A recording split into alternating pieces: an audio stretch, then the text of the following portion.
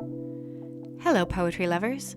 The video tonight shows the creation of a new lyric poem titled 1-4-24. Stick around to the end of the video to see the complete first draft of this new poem.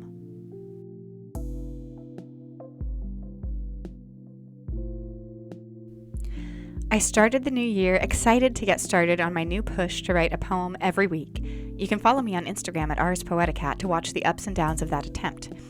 Thursday, January 4th was the day I had set aside a little time to write during that afternoon. But that morning, I was horrified by news notifications of a shooting at Perry High School in Perry, Iowa, which ultimately left a 6th grade child dead and 5 others wounded. I watched the news unfold with such dismay that morning, mostly for the children and families whose lives have been forever impacted by this violence, but also for our country as a whole. We didn't even make it 1 week into the new year without a shooting on a school campus. All my plans for writing went out the window. I knew that I wouldn't be able to think of anything that day except the children of Perry High. So when I had some quiet time, that's what I explored.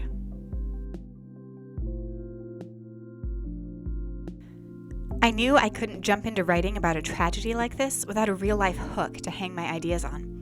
But honestly, I was struggling with whether I even should write about it.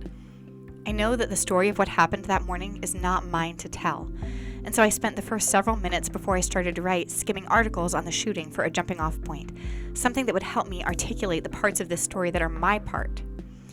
I found what I needed in a quote from the Dallas County Sheriff, so I wrote the quote on a Post-it and stuck it next to my paper.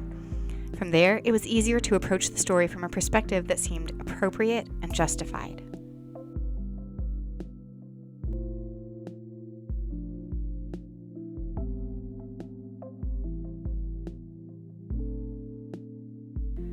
Even so, I wrote haltingly. I was focused on giving the idea the gravity it needed while not becoming maudlin or pathetic, and I had a hard time choosing words and references to focus on. I used some repetitive language, mostly to give myself a sense that the poem was going somewhere, and as I did so, I stumbled on using repetition of phrases to intensify. For instance, I used the word no multiple times in just a few lines, and that increased the tension here as I returned to the phrasing in the first line of the poem, no further danger.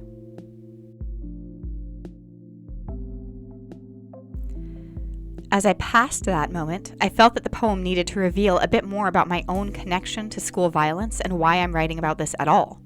In addition to all that has happened since 1999, I grew up 30 minutes away from Columbine High School, and I remember watching news of that famous shooting unfold live with something like the horror I feel each time news of a new shooting breaks. So I added a reference to that event here, both to make the poem more personal to my experience and to establish a broader context for this new attack.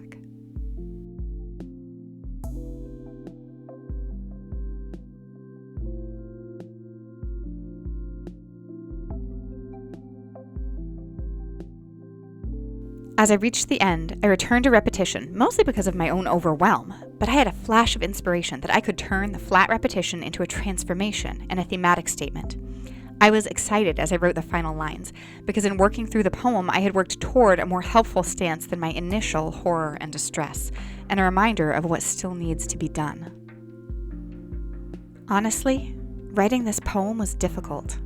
I still am not certain that I have any right to make creative work based on a tragedy that affects others. I tried my best to avoid capitalizing on others' grief and loss, and to focus on the words I felt needed to be said. But in ages past, poets were recognized as the prophets of a nation, and I understand why. The reality is I have no personal power, clout, or influence that I could use to address the danger American children face every day they attend school. But I can write. So I'm choosing to use the voice God gave me to talk about what matters.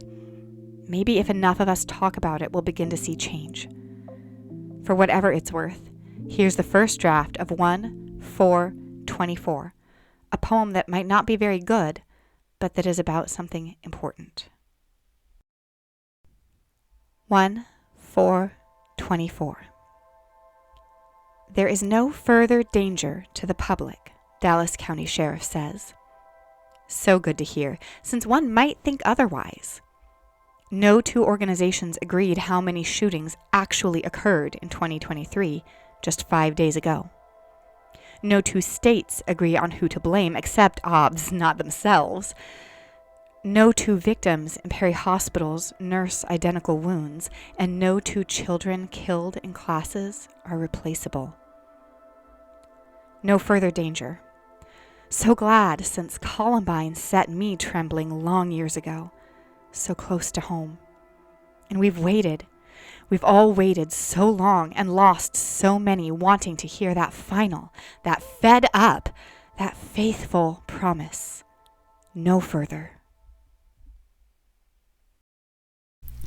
Thanks for watching this episode of Ars Poeticat. If you enjoyed watching poetry happen, please like and subscribe. Then go make some art.